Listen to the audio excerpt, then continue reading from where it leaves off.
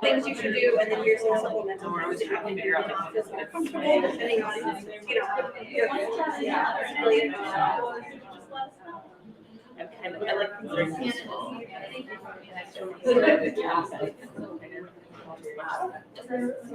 Yeah. Oh, yeah. Yeah. Yep.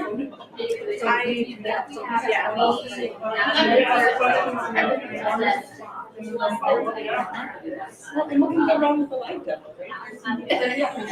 Or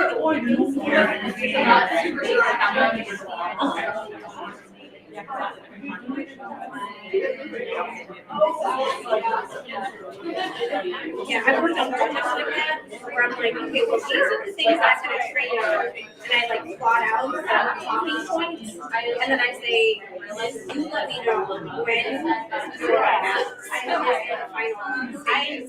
and then I like kind of recorded a bunch of stuff. So I had the script written, I had like our visuals of what I was gonna capture, and I like pre-recorded my audio and stuff like that, so I knew what I was gonna talk about. But then I was like, okay, you can take when you finalize, you let me know, and I'm gonna record these 20 videos, and you're not allowed to change it because thankfully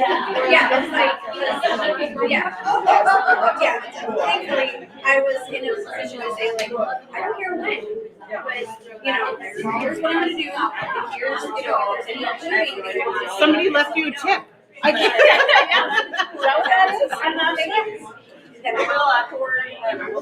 Put it towards the fun. So then,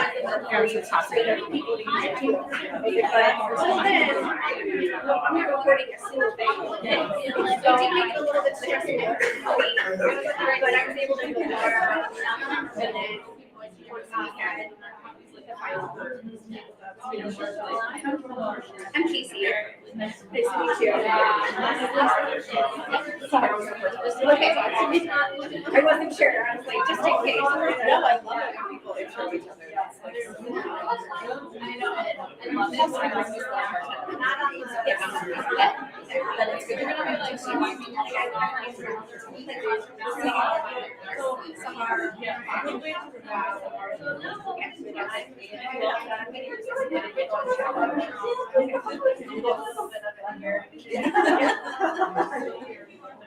I mean, so this is Apex. I think briefly glanced out. That's the goal. I keep trying to get layered. That's easier for me to remember, but it hasn't come yet. I'm not gonna like the name of their paper and like That's a good idea. I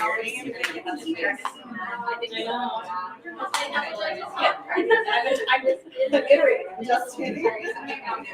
yeah, because I would see like he's very I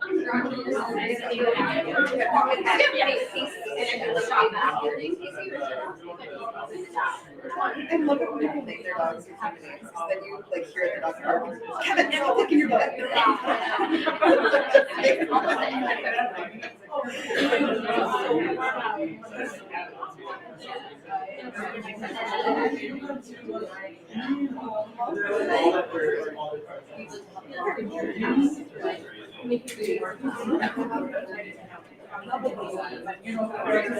yes, right.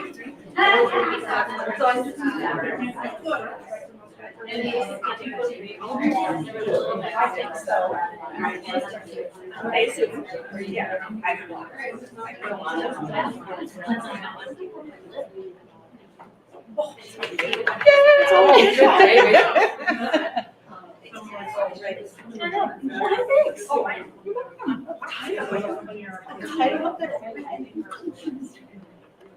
All right, y'all, you ready to get started? Yeah. Here today, we're so happy to have everyone in the room to chat and network and talk about some cyber tips here in a little bit. Just a couple quick introductions before we get started. I'm Stacy Kuzner. I am the co-founder and co-moderator of the Alliance of Channel Women Minnesota chapter. So for those of you who don't know, the Alliance of Channel Women is a nonprofit networking group really designed to empower women and help us, advance through the industry in technology. And it's really, we welcome women from all different members of the IT channel, whether you're in sales, marketing, leadership, revenue, IT roles, whatever it is. We're really here to help advance women and really empower each other and our allies. So really appreciate y'all being here. If you want to learn more about ACW, definitely encourage you to reach out to myself or Mel, who's our co-moderator. Come talk to us. We'll get you info on how to join. There's a lot of great resources for members, everything from job boards to mentorship circles, different opportunities. So definitely encourage you guys to check us out. And yeah, talk to me and Mel about more of that. We try to host events like this at least once every few months. So definitely follow us on our LinkedIn page if you're not doing so already. We're also really excited to be here today. We're kind of a newer chapter. We just started last June. This is definitely one of our biggest events that we've hosted so far, and we're really excited to partner with Val and Minnesota Women in Tech. She actually reached out to us about this cyber brunch. So with that, I'm going to pass it to Val to tell us a little bit more about Women in Tech. Thank you. So thank you all for being here. I'm Valerie Lockhart. I run the Minnesota Women in Tech. I started it about 10 years ago. I also run an organization called Code Savvy. So we teach computer science to both students and teachers. And then through the Women in Tech, I do networking events pretty much monthly. Sometimes virtual, sometimes in person, sometimes in the Twin Cities, sometimes in other areas of the state. So we kind of travel around and try to just connect women together to learn with each other, learn of new topics and new things in tech, network with each other, find new opportunities. And then, just like we're doing today, partnering with other organizations that are doing kind of the same work in our space. And so I just appreciate everybody being here. Please take some of our swag if you haven't picked that up yet. There's lots of goodies on the table here. And again, thank you for hosting to FRSecure, and thank you for being here. So we'll turn things over to our wondrous speakers today. Take it away, ladies. Oh, yeah. There's so many of you. That's great. We didn't talk about this one, right? You want to go first? Sure. I mean, I can if you want. Sure. For those who don't know me, my name is Tonya Barnes. I actually work here at FRSecure. I guess we'll go through kind of, our stories, our journeys. Yeah. Okay. And really, this is our casual conversation. When we were chatting about this, we want this to be very casual, very open. If you have questions along the way, ask them, because we want to network, right? We want to get people where they want to go in their careers. And then also tips along the way of what we learned as we've been in this space. But I was a teacher for 17 years. I taught high school music, of all things. I was a choir teacher, and oh my goodness, I taught all the way through, my last day of teaching was actually June 15th of 2021. And my first job was here at FRSecure. I actually walked into being a resource manager. And very shortly after that, about 6 months, I became a project manager. And did that then for about a year. And then I should say, and I project managed all of our consulting services. So everything from our risk assessments, it's kind of FRSecure's bread and butter, our risk assessments, but with our consultants, to our ethical hacking team. Our pen testers was for the last year that I project managed that team. And then there was an opening for an account manager. And I was like, well, how do I use my teaching skills that I had used for so many years and help companies essentially develop plans and, how do I help them improve their security posture, long-term goals? And so now I'm an account manager, and I work with about 200 accounts, and so some very in depth, some a little bit much higher level and whatnot. But yeah, that's kind of the real short rendition of my job. But I ended up coming here partly because of who I knew. It had nothing to do about skill. It had nothing to do other than I know I had the skills about being a project manager, right? I could take my teaching background and apply it to everything as a project manager and go, oh, I can do this and this and this. And the problem that I had is I didn't have any corporate language to sell myself. So what I needed was my friend who works here introduced me to Renee Rudder. who was the COO at the time here at FRSecure. And she and I sat down for coffee, and it was her who ultimately convinced me that I could do something other than be a teacher.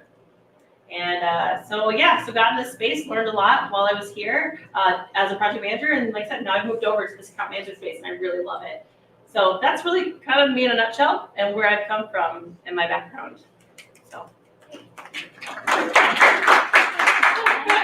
Thanks. So I'm Kolinski. I'm the Director of Channel Development at Ostra Cybersecurity. As Stacy mentioned, I'm also the co-moderator of the Minnesota chapter of the Alliance of Channel Women. I was very new to this, I'll get into all of that, new to the industry, but I have to get my ACW plug. And when I joined ACW, and I was super active in my home chapter in the Detroit, Michigan area. And I travel here to Minnesota at least quarterly, if not more often. And so I had asked the ladies at ACW, national, who runs the Minnesota chapter? I want to meet these ladies. And they said, we don't have one. So I found out how you start one, and Stacy was voluntold that she was going to help me with that. And we've been partners in crime ever since. So was super excited to hear from Val. So thank you, Valerie, for including us in your amazing idea, because who doesn't love brunch? Right. And also, again, like it hasn't been said, it can't be said enough. Thank you to FRSecure for letting us have this space. It's because of those partners that will donate things like space and whatnot that allow us to do these kinds of activities. Because volunteer organizations and 501c don't have huge budgets. So thanks, FR, for the space. Absolutely. So a little bit about me without being too boring. I have a BFA in dance education. I was a ballerina for about 20 years. I moved to Los Angeles and taught for a while and loved my life, but hated being poor. So I went back to school and I studied business and I got into sales. And my last role before getting into this industry was I worked for a very large plumbing manufacturer, and I was our head of hospitality sales for the Americas. So much like working through a tech channel, I worked with architects and designers and wholesalers and the hotel brands and the hotel ownership groups to get all of our products specified and sold into hotel construction projects across the country. So they worked with all sorts of different teams and various decision makers to get there. And it was a great job. I had a ton of fun. A friend of mine that I used to work with called me up and said, hey, the startup that I went to, we're hiring. I'd love for you to join us. What do you think? And I said, oh, you're so sweet to think of me, but I love my job. But now here I am. So obviously he is also very good at sales.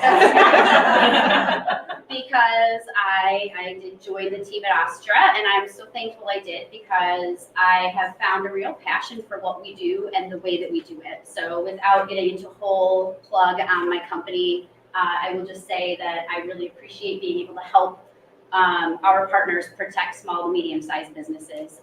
It's really cool, the mentality. So the founder of Tonya's company and the founder of our company are buddies, and they have very similar philosophy in terms of how they want to educate people versus just trying to earn money off of them. And so that mission piece really hits home for me, and is why I do what I do with a big old smile on my face all the time. So yeah. It wasn't hard for me to here at FRSecure believe in the mission right away, because ours is mission over money. One thing I just like to plug a little for FRSecure, something free, is we do a free CISSP mentorship program that if you're looking at getting your CISSP, it's a great way to jump off and start and to get you into the InfoSec realm and get that certification. So again, our companies I think have that very similar philosophy of mission over money and giving back to our communities. Totally. And I apologize, I am not being rude to you guys. We're very different in how we keep notes. So Tonya printed hers out. Mine are all in my keep. So I keep referencing where we're going next. So we got to keep each other honest and on target here, so that we don't drag your whole morning out. So first up on our list of topics, which I think blends well with the introductions, because we've now both exposed our vulnerability, is that we haven't been in the industry for a really long time. This is newer for us. So we're also learning as we're going through.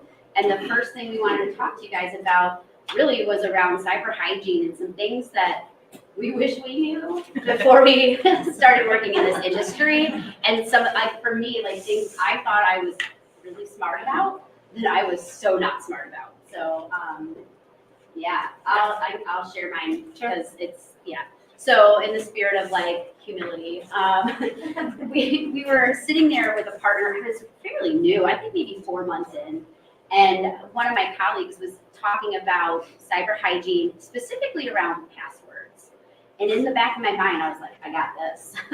I am so smart about my passwords. I don't use my kids' names or my dog or any of that. Like, I use their middle names. And nobody would ever think of that, right? And so I'm like sitting there, and the more my colleague talked, the more I shrunk. Because I was like, oh, I'm the problem. Not only was I using like some combination of my kids' middle names and like, you know, different dates that meant something to me, I also utilized the same password, but with a slight alteration for every single password. I whispered that because Val's recording and I We're all adults. Okay, good. So that was like such an aha moment for me that I was such a part of the problem. And oh shoot, now I work at a security company and I'm part of the problem. So I quickly like reached out to one of the friends I had made on the more technical side of our team, and I was like, so I just realized today what a problem I am. Help me, like how do I fix this for the betterment of everyone? And he taught me about what a password blocker, whatever you call it. Clearly it sunk in because I don't know the name of it, but I use it is what matters. And all of my passwords, my password manager, they're all different, and nobody will be able to figure them out for sure this time. But it's something that probably seems super simple to people who do this day in and day out. Was a very big moment for me. So that's my cyber hygiene. Whoopsie. How about you? Yeah, my cyber hygiene, whoopsie. I was just as guilty on the password home front as a teacher. In fact, I still even talk to my colleagues, and they're terrible. I'm like, what? You just put an exclamation point and that was it now? They're like, well, I gotta remember it. I was like, oh my gosh. Anyway, but my big thing was, and I'll go back to my teaching days because I've learned so much in 2.5 years. And it came from the goodness of my heart. And I think that often as women in particular, that we want to help so many people. So for my students, whenever there was a link that came through, if I ever had like one thing that was an educational tool that I thought could help one student, this one kid will be changed for their life, I clicked on that link without thinking about it. And I am now at this point, like I work with a lot of school districts. I think because I was a teacher, they've just assigned me a lot of school districts. Anyway, and so, but I have a lot of empathy because I know what's happening because I was the problem and my colleagues are still the problem when I talk with them. And, but that does come from a place of good. It comes from this right here could help this kid. But I think churches do the same thing. I think, if you work for a nonprofit, right? Money's always tight and you're going, oh, this resource that comes through and it says free. And you're just like, oh, I can click on that. Here we do a lot of phishing campaigns and different things like that. I have definitely learned my lesson. I've not gotten caught like on a phishing campaign. So personally, which is thank you, I've learned. Anyway, but that was my big cyber hygiene issue was that I was a link clicker on everything and anything that I thought would be a benefit for somebody. So, which like flows real nicely into the next thing we wanted to talk about. Yep. Around in that same thought process of clicking on all the things and phishing attempts. I think we're so programmed to look for them in our email now. We're more cognizant of what we're seeing and what we're doing, but less so, at least I used to be with the text messaging. I would sign up for, I don't know if any of you can relate, I would sign up, like, I'm a Michael Kors junkie, like, at the bottom of my soul. And so I would sign up, like, yes, I want to be on your text message alert notification for all of the sales and the discount. Like, absolutely. Ulta Beauty, what? You're going to push notifications to my text messages when you have a sale? Sign me up. But the hard thing about that is those are a lot more difficult to, like, authenticate, I guess is a better word to think of.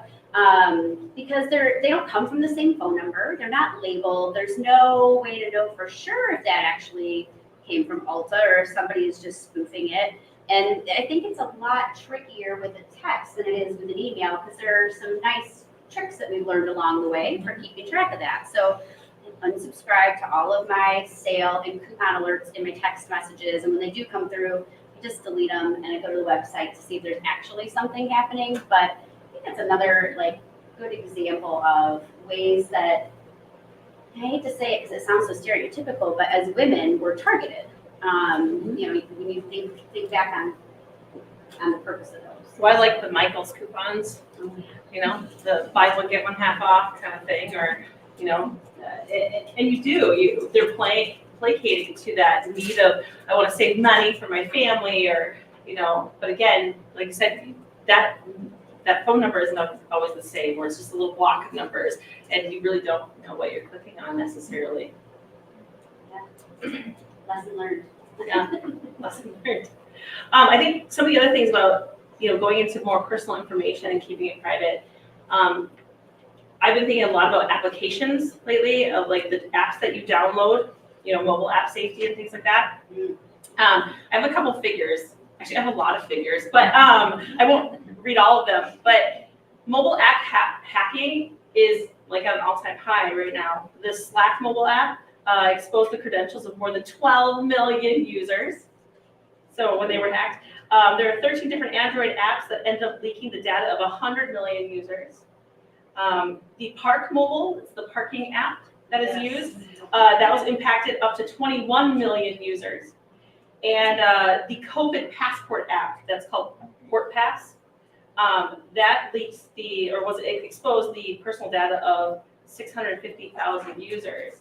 Now, that's medical information, that's credit card information, like that mobile app, right, keeps your credit card information in it and stuff like that. And so just kind of looking at applications and what we should be doing with them. First of all, you know, you always want to pick reputable apps, not just anything, but you also want to get them from reputable places, like your Google Apps store or your, or was it the Play Store, right? And then there's the Apple Store, right? So make sure that you're getting them off of there. But ultimately it goes back to securing those passwords that you have on those apps.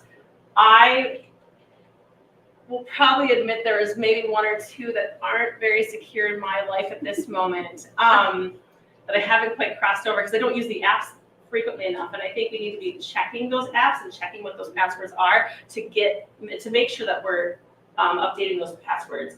But and here at FRSecure, I know we recommend the absolute minimum 14 characters, but we want you to be 25 or more. So that's, and in fact, I talked to our IT folks today. I was like, just to make sure I'm right on this. They're like, yes, minimum 14.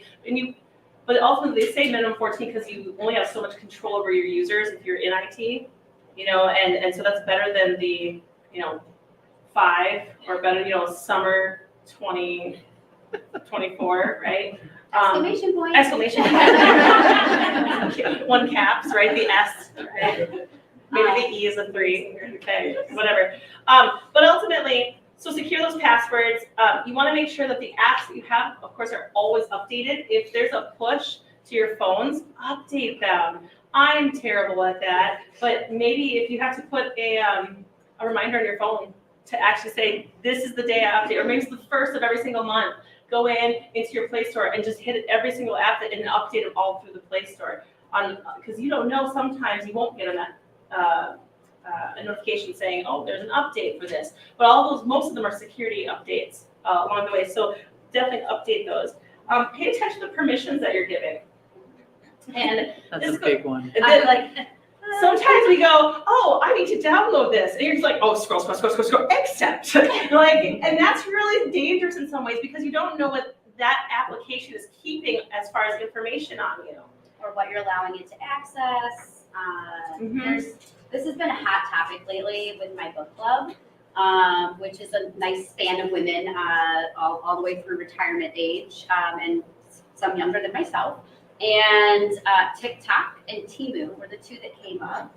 And my mom is so cute now. She'll text me like, "How do we feel about Temu?" And I said, "Delete it. Like, I don't know why please don't order from there. Like, don't use the app." TikTok, like same thing. You know but I like to watch the videos. They're really entertaining. And I said, yes. And somebody is watching your reaction to what you're watching and feeding you content based on the mood they want you to be in.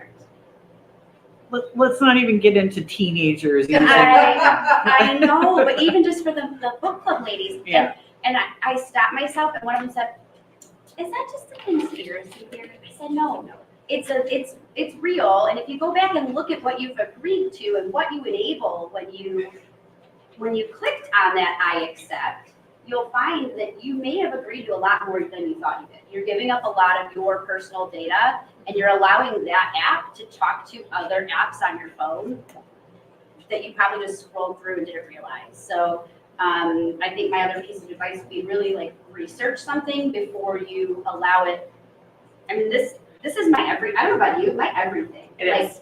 Literally, I can access You all can my work from it. kids' school records, their Yep. medical records. I mean, everything that we do on our phones, and you're letting something in that you're not really sure what you just let in. So. Yeah, specifically that camera option, they'll usually say, will you allow the camera? And you're right, like that camera is looking at you, and there have been like studies done on how when you're scrolling, if you stop and it's watching your eyes, and actually how fast you scroll through something to then calibrate kind of your feed and what you're interested in.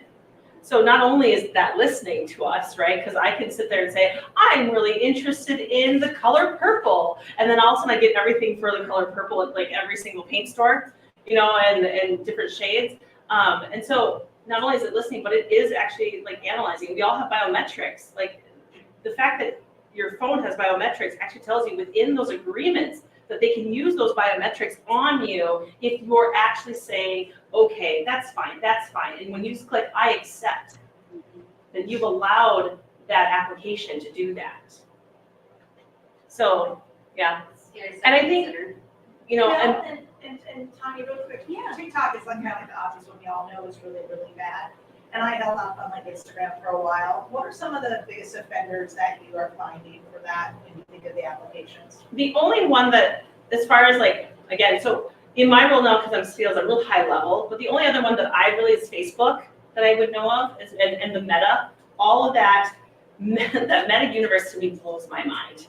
I don't understand it. Maybe I'm so old school at this point and I don't understand it, but it's any of that social media, kind of how does it manipulate? Val, you might be able to answer a little bit more on that one. All of the social media platforms are doing that, especially now as AI becomes more and more of the story. Them processing those patterns is faster and faster. And so it's in the marketing space, it's been a common, the ads you mentioned, but now it's everything. So it's really the social media platforms are made out of that. Is it different accessing those social media platforms from a computer versus your phone? It may be because of the camera limitations. That's what I was thinking. Yep. I mean, but to their point, if you go in and make sure that those permissions are not allowed, it's a lot safer to use those platforms. Jennifer? And a comment I would make too is it really sucks to turn Siri off on your phone, but it makes a huge difference. Yeah. So it's with Siri off, all of a sudden you're not getting the ads done. Yep. You've been talking about it like, how does the phone know? Well, it's listening. It's still listening. I mean, let's not get ourselves, but with Siri turned off, it makes a big difference. Yeah. We've been training those models since 2011. Like that's a long time. That is a long time. Oh my gosh. So I don't want to interrupt you, but I want to make sure we get time to get to your vacation pictures. Oh, yeah, we will. I think we will. Okay, sorry. I think we're good. Keeping an eye on us. We're good. All right. No, okay. The other thing I kind of want to bring up too, as far as those permissions, I use, so this is maybe TMI, sorry, but I use an app called Flow. All right, sorry guys. Anyway, but with recently, and this is just food for thought more than, this is not necessarily happening because Roe v. Wade is not about necessarily changing private information. But the fact that like I have in my flow, my schedule of my cycle, and I know that it is very possible that if flow, if something were to ever happen, and I lived in a state that did not afford me all the rights that I want to have, it is very possible that that could be subpoenaed and they could use that information. And again, that's the information that flow is keeping on me. So careful, I guess, with the apps that you decide to choose, and what could happen there. Like I said, Roe v. Wade itself is not about private or data privacy, but it's all the lawsuits following it, and the fact that flow could be subpoenaed for my information. So that's just a food for thought on that permissions part. What apps do you have and why? We can use Ancestry.com to track Correct. murderers. It's probably not a big stretch that we can at some point use Flow to, Yeah. I'll leave it there. But also with those apps, last couple of things that are on here, and I always like notes because I always forget something. But make sure privacy settings, we talked about a little bit on that. Beware of phishing. Any odd links that come through. I get notifications on them, and like, wait a minute, is this actually the notification from the app itself, or am I being phished? And then log out of the app. I think so often we forget, we just like close it down and boop, we're done, and we don't log back out. And again, that goes back to our hygiene and how we, do our cyber hygiene. So, yeah. Vacation. Vacation. Okay. I just went on one, by the way. I know we're not actually going to talk about vacation pictures. Okay, so we were talking about another part of our personal kind of journeys and things like that. And when we were talking about this talk, it was kind of like, was born from the idea of like, what would we want our daughters to know? Because I have a 10-year-old daughter, and then I have a 12-year-old son. And they're now, we don't have phones in our house for them. I refuse. In fact, my daughter the other day, she was like, Mom, you're never going to give me a phone, right? I said, you're correct. And she's like, all her friends as fourth graders have phones right now. Yeah. And so I want to show you a video. How many people have heard of Jose Monkey here? Nobody's heard of Jose Monkey? You are in for a treat, I tell you. All right. So Jose Monkey is basically a hacker who uses OSINT, so open source technology. Yeah, basically anything that he can find just on the web. It's all open source, right? To find people. Now, this is a specific one in Minnesota, and I thought this would be worthwhile for us to watch, because if I can find where in the world I am. Here. All right, so this, he does, I don't know, he probably has found 130, maybe 200 different people, and people go, with their cameras, they go, hey, Jose Monkey, find me, and they just go like a quick swoop and then done. And so he gets maybe a 3-second video. So this is Jose Monkey, and we're gonna listen to him. Here we go. I'm gonna go full screen so you guys can see it. You asked me to figure out what this video was recording, so I did. Hi, I'm Jose Monkey, and I find people who ask to be found. Guys, when I first saw this one, I thought it was going to be really easy, but boy was I wrong. So what can we see? Well, it's just a very brief video that shows this green dinosaur statue at what looks like a gas station. Other than that, we can't really see much else except for the hill that's in the background that has sort of skinny trees on it. Now, I naively thought that this dinosaur would be a distinctive feature that I could easily find by searching for like dinosaur statue at a gas station. And that's because I was unfamiliar with Sinclair gas stations and the fact that they use this green dinosaur at many of their locations. Once I realized that, I knew that this was not going to be as easy as I thought. I tried going to Sinclair's site, but I realized very quickly that they have hundreds of locations in over 30 different states. And I didn't even have any way to narrow this down to a specific state. I did notice, though, that we could see something that said Deli Max on the sign. I didn't know what Deli Max was, but I Googled it. And I learned that it's a franchise. And I assume it's one of these franchises that you see in various different gas stations and convenience stores all over the country where they sell sandwiches and things like that. I didn't have any luck finding a list of Deli Max locations, so that was kind of a bummer. And without knowing an area in which to search, I wasn't going to be able to just look for it on Google Maps. So I tried just searching for Deli Max and Sinclair together. And at first I was really discouraged by my results because the first few were totally worthless. The fifth result that I got, though, was a little bit weird. The title said Snowmobile Map 2017. I almost didn't click on it because I didn't think that could possibly be helpful. But I didn't really have a lot of information here, so I could not leave any stone unturned. So I clicked on that, and it opened up a 7 megabyte PDF that took a long time to load. And when it opened, what I saw was some kind of snowmobile safety brochure. It appeared to be from the Grand Rapids area of Minnesota. Anyway, when I zoomed in, I found an ad for Sinclair Express Mart. It mentioned that it had a Deli Max at that location. So I figured I'd go check it out. You're at this Sinclair gas station off Minnesota Highway 65 in Nashwauk, Minnesota. When I first looked at this location, I wasn't sure if it was right because I saw the sign, but there was no dinosaur there. But I noticed that many of the photos were old. So I had to move around until I could find a more recent Street View photo that showed me the dinosaur statue exactly where I expected it to be. But how could I be sure this was the right location? Like I said, they have these dinosaur statues at lots of locations. Your video showed me almost nothing. Well, almost. You did show us that hill that had some trees on it. There was a hill that looked like that in this location, but I still wasn't sure if it was the right one.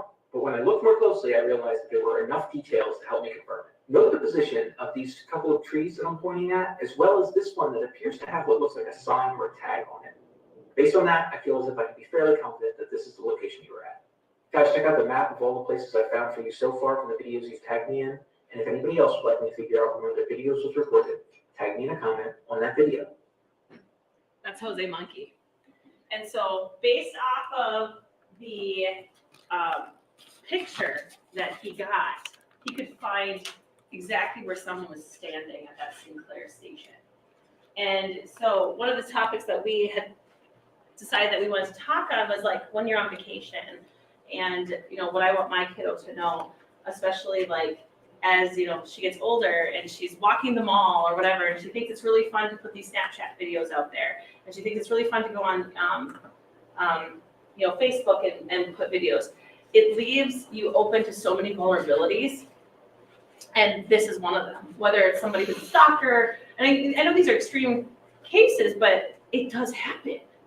And that's the thing. It's, you know, it's so easy, you know, like even my mom being 73, she's like, oh, Tonya. And I'm like, yeah, but, you know, I'd rather be safe than sorry.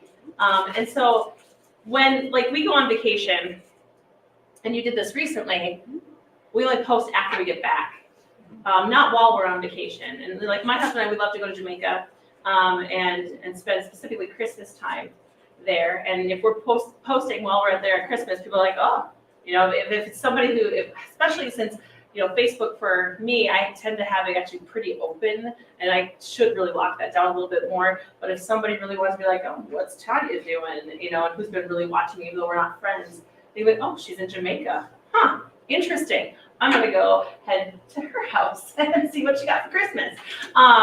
You know, and while you don't think that you're a target, it's very possible somebody might be targeting you for whatever reason it might be.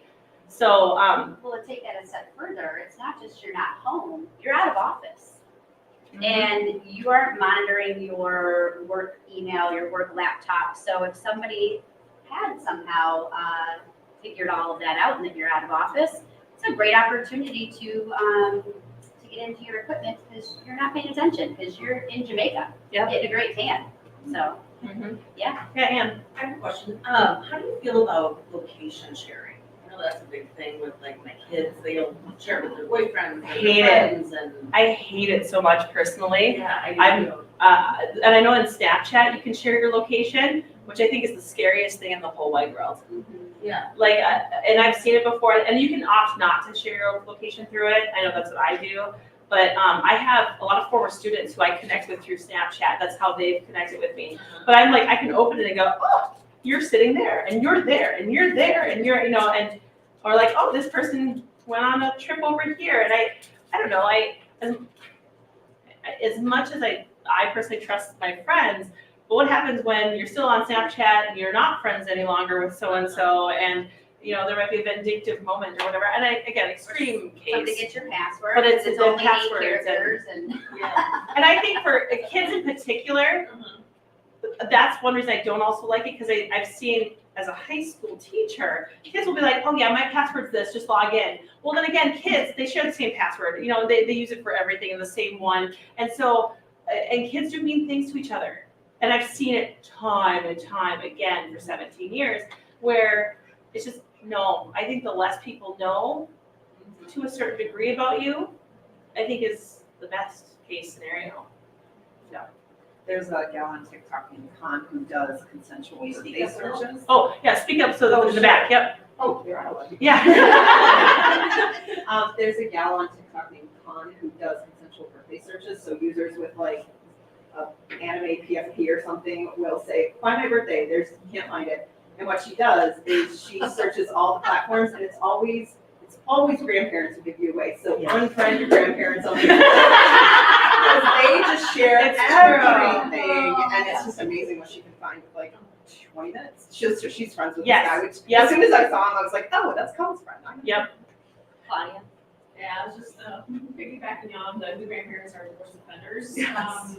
Yes. I think training people, educating people, especially older generation, is so important. I mean, not just older generation, everybody.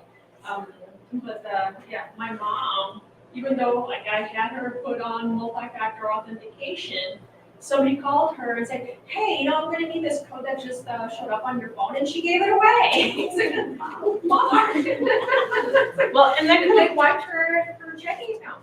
So I love it, like. that leads us right into our next point, because we've talked about kids, but we want to talk about our parents as well, a little bit. Well, and why is all of this relevant to us as all people, but women in particular? You know, why are some of these points so significant? And Tonya, again, with all the stats, will share with you how women are targeted above our male counterparts. So 66% of female internet users have reported online harassment and abuse. That's it. Reported. I'm lucky. I Reported. am not. So I'm one of the 33% who is not, and I'll say that. So I'm very lucky. But yeah, so we have that. But So Tonya, the average, kids ages 18 or 8 to 18 spend an average of 7.5 hours a day online, and that's between school and home. You know, school has some parameters that they put on, and then home, I think, opens it up a lot more. I know I'm known as the strict parent for all of my kids' friends, right? But I'm like, I'm okay with that. I'm fine. I mean, my kids have basically the same lockdown at schools that they have at home. I mean, it's the same from one to the other. So, but this just shows us why it's so important, right? That we have to, you know, as Tonya said, we talk about this is what we want our daughters to know, but it's more than that. It's our daughters and our sisters and our aunts and our parents and our grandparents, because to Claudia's point, our elders are targeted, and so are our children. And the thing that got me, so we did this research on the kids, because I went and embarrassed the shit out of my 10-year-old by doing a presentation on cybersecurity for Cybersecurity Awareness Month in front of her entire 4th grade class. So she was mortified. But we talked about, oh, it was awful. Like for days I had to hear about, you know, how embarrassed she was because mom came in to teach something. But the important takeaway, really, like Stacy, you know, helped me with some of this stuff, was really how much time those kids are exposed. And while you think there are safeguards at school, they still have access to each other. And we actually found this, I'm totally going off on a side tangent, which I'm good at. We had actually found our daughter was being bullied via her school email, and it's not monitored until we went in and started monitoring it and found this. So there are ways, even with all of the things that schools try to do to protect our kids, they still find a way. So having that conversation with those people in your life, whether it's your children or your parents, one thing that came up that I thought was really smart was having a password, a family password. I think that was you that brought that up. Yep.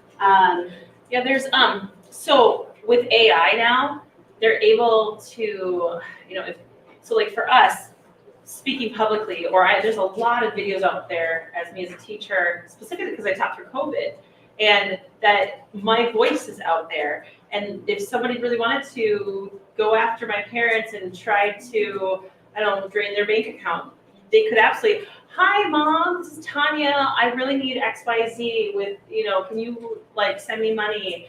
But creating a family password, so if they do get that urgent call and their heart starts palpitating, they can say, instead of having them think so hard about saying, oh, well, why don't I call you back? Because I can see my mom not do that.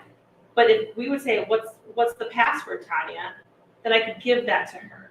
Maybe that password is my, I don't know. Not your birthday. Not my birthday, right? But maybe it's something very personal, like I had a brother who passed, right? Maybe it's that name or something like that. But which is a simple, what is the password? And if it's the wrong thing right away, she hangs up. Like training our parents that, because again, it's incredible what AI is doing right now, in good and bad though. It only needs 15 seconds of your voice to be able to make a video with you saying absolutely anything. And it even gets the cadence right. That's the weird thing. So it's not like it's electronic. We're in the highs and falls of my voice, and in the pausing that I do, and the amount of times I say and all that stuff, it gets it right. That's the scary part of it. I've heard that actually to flip it around for parents who are teenagers or younger children. It's like they're in distress. Yeah. Yeah. And so I have heard that family password, but I hadn't put it in context. So Yeah, and the same thing, like on Facebook, all the parents who've put videos of their kids growing up, and you can hear even how their voices change and progress. That's ammunition on AI to understand how does that voice keep changing and progressing to their adult voice. It is actually terrifying in some respects. However, I think if we're smart about it, we can combat all that and not live in fear of it. I just wanted to throw in a couple of things. Back when you were talking about the photos and location, I wanted to just, I assume most people know this, but to realize that I could have just pulled up the exit data on the image. Yep. And depending on what app you found that photo on, I mean, some of them strip it, but not all of them do. And if you go into the exit data and the location was turned on when you took that photo, Yes. it's right there. And then boom, you have it through GPS. Correct. Secondly, just given the nature of what we're talking right now, I'm just curious, how many people have watched the series Leverage and are aware of it? What series? Really? What Okay, series? Leverage. The reason I'm bringing this up is because honestly, I think if you haven't seen it, it's a really good exploration of all of the different things that go into social engineering and ways to walk into a situation, Manipulate people. etc. One of there's a hacker, there's a mastermind, whatever, and they end up doing they're bad people, so to speak, that have come together to do good. So it's kind of like reverse superhero thing or whatever.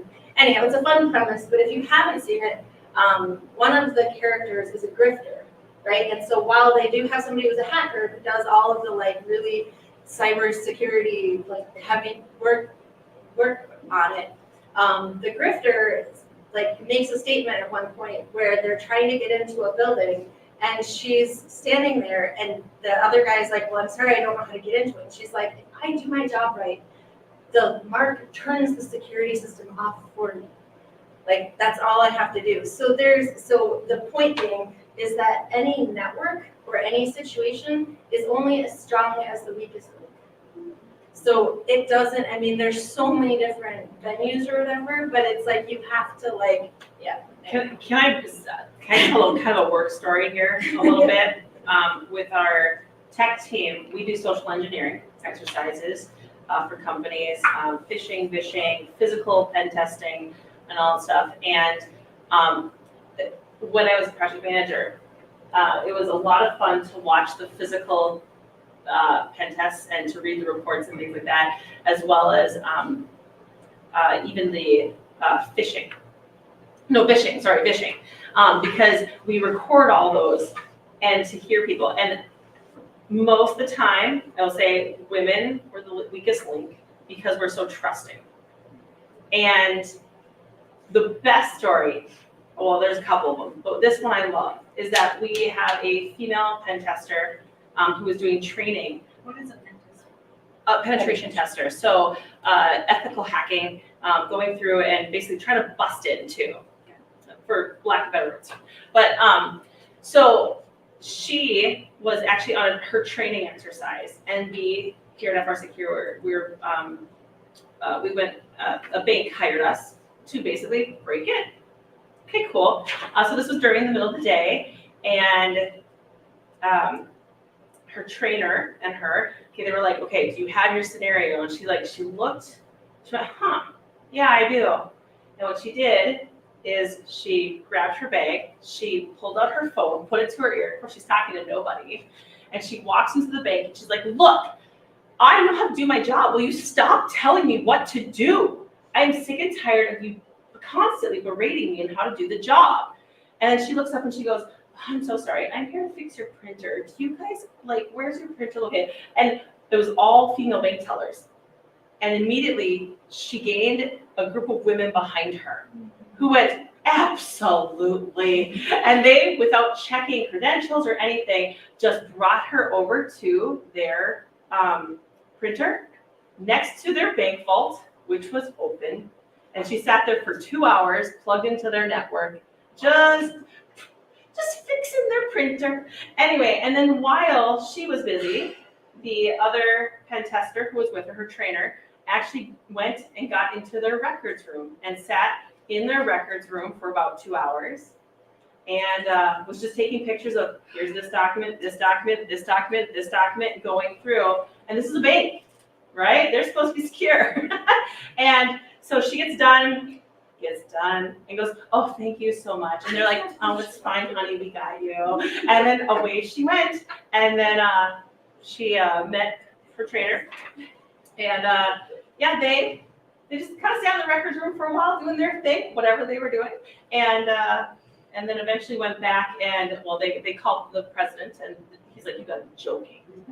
And so then they tried to enter again. At that point, the president had called the bank and they were all aware and they'd stopped then and whatnot. But ultimately, the idea was that she played on women's emotions, knowing that she could get in. And again, it goes back to, even clicking on links. There's always good intentions, and I think we always have good intentions, but I always think that we have to first, what I think I've learned here is that one, I don't live in fear of all this stuff, but I always question the intent. Whether it's a link that I see, it's an email that just looks funny, it's, who's talking to me and why sometimes, if I don't know them, and so I think that would be the one thing that I would want to leave with people is just question the intent behind, what's happening, and don't assume it's always for good, but also don't assume it's always for bad either. I don't want people to leave scared here. Be discerning. Be skeptical, but be cautious. It's a be cautious and question. Yeah. I just wanted to go back to your talking about when you have videos online or whatever. Zoom recently changed their terms of service so that when you use it, you're agreeing to let them record your voice and your meeting and use it for their language learning models. And so even if you aren't on social media putting yourself out, if you're using things like FaceTime, Google Meet, WebEx, Zoom, your voice is out there and you can be part of those telephone phishing scams. Yep. My parents were shocked and I was like, oh, boomers. Bless your hearts. Yeah. A couple of things that you guys said triggered. So with a good intent, now you were talking about out of office. You guys have best practices because most companies are requiring an out of office.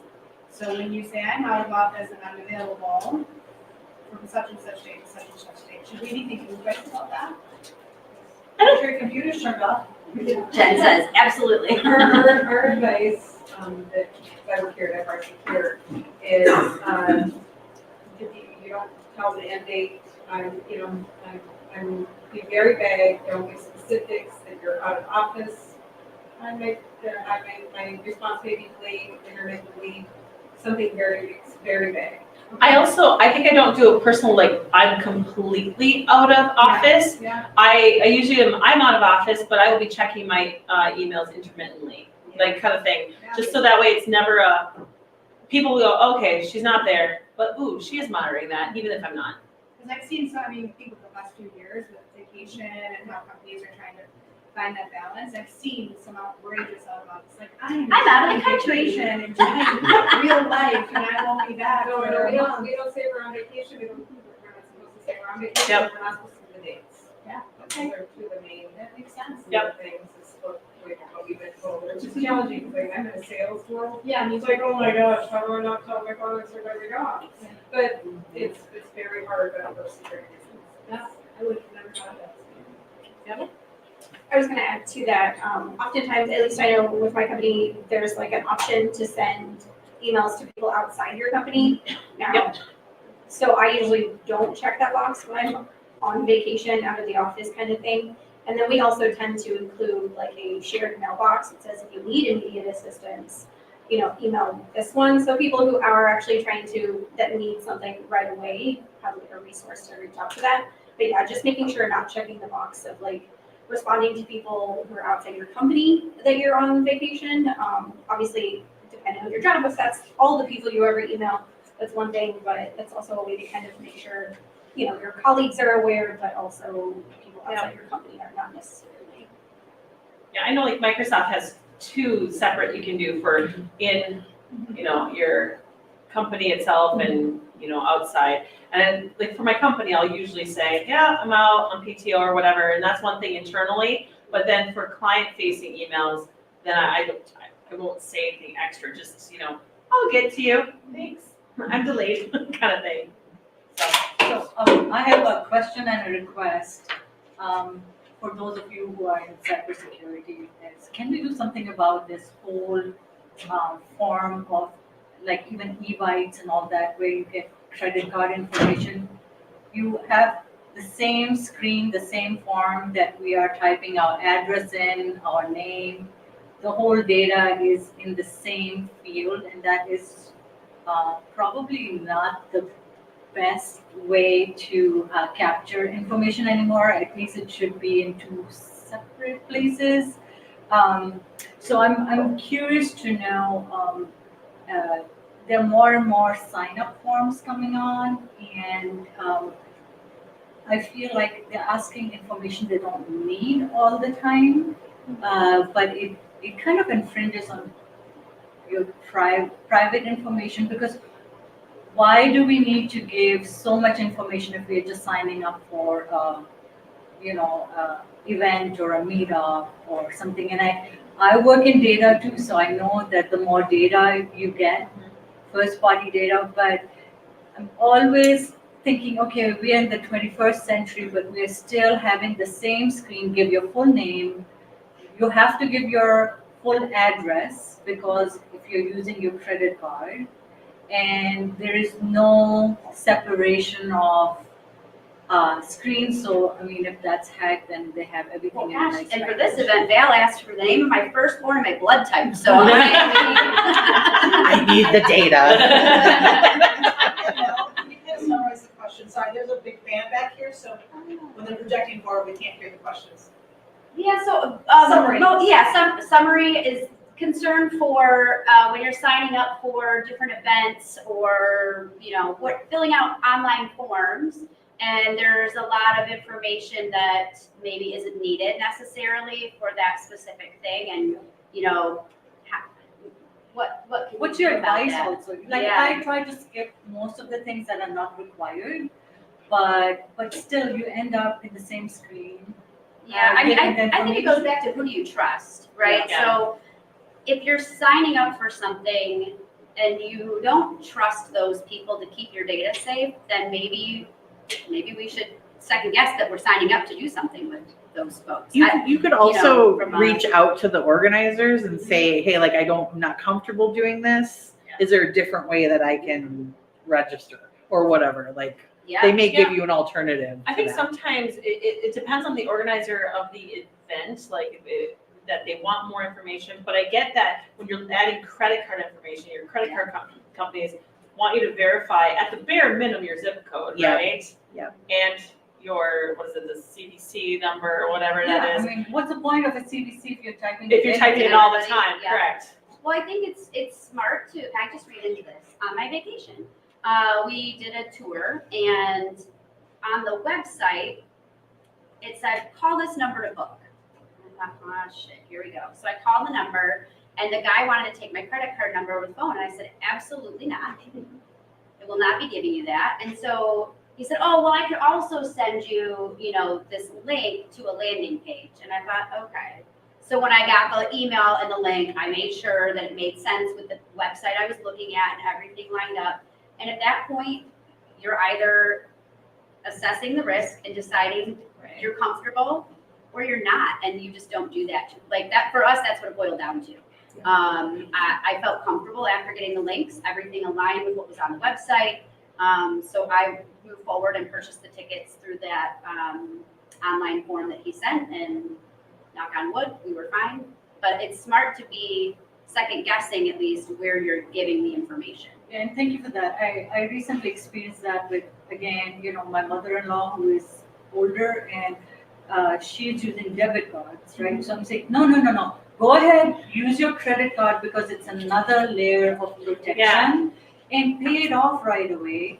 But, here's the whole scenario. So there's that education because she has had things happen to her where she's vulnerable, and it's just that extra layer of information. So not to go too much in the weeds, but is it from your perspective, using something like a PayPal or like that third party where they're kind of protecting your information a little bit between the purchaser and, is that legit? Like, is that a barrier? Is there protection? I did. Is there? Yeah. So here's this is not an FRSecure thing at this point. This is my own personal. I'm just going to tell you me putting the dots together, because I'm a Dave Ramsey fan. I'm going to say that, okay? If anybody listens to Dave Ramsey absolutely believes in getting rid of credit cards altogether, all that stuff.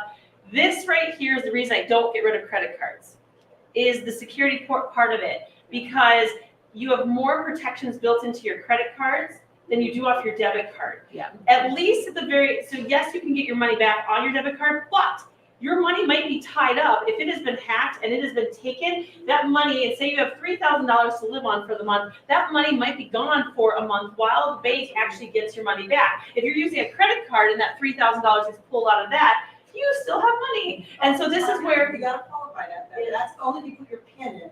You can use a Yeah. debit card as a credit card, and it has the same. Same effect. protection. It's only if you put the PIN in. Yes. Where it takes longer, so that you do need to qualify that. So, yes, you're right. You do have to have the PIN part of it, and whatnot. Because you can do, whenever you use But a it's- debit card, you can say credit or debit. And the minute you do credit, it goes to the normal credit card Okay. process.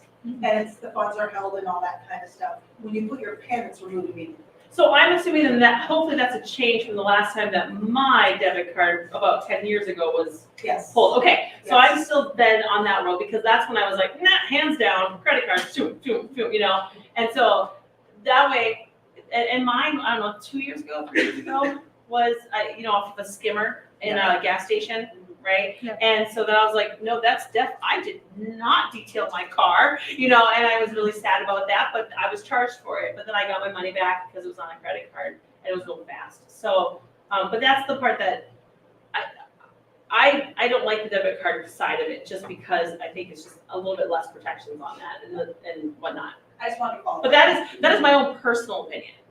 So. So one more, and then I think we have to get. I got the hand. Gotta move. Yep, the boss. Yeah, so I have a question. You said about logout. If we access the bank apps or a website, they will have something like session timer. So is there a difference between if I log out or if I wait for them to log me out? That's one question. The only difference is time at that point. And Can you so, repeat? Sorry, we can't hear that. so so like bank apps and things like that, there's sometimes a session logout versus you logging out. And so the only thing that I would say on that is when I think time is the big part. You logging out, it's just faster, it cuts it off and it's done. And versus the session timeout, they are timing you out on your phone and getting you out of there. So as a security precaution. Yeah, and the second part is there are a few apps I use in the phone. I don't even know where the logout is because I'm always logging in. Yeah. Like Gmail is one of them, and there are Office, Outlook, and stuff like that. So do you recommend to log out each app in the phone, or? I would. If you want optimal security, but again, it goes back to the risk that we assume. You can absolutely keep your apps going, but you're then assuming that risk for yourself. Thanks. Yep. Just real quick, you mentioned using your iPhone or your phone and the camera being on. So my iPhone will turn green, like a little green circle when it's using the camera. Is that not the case all the time? No.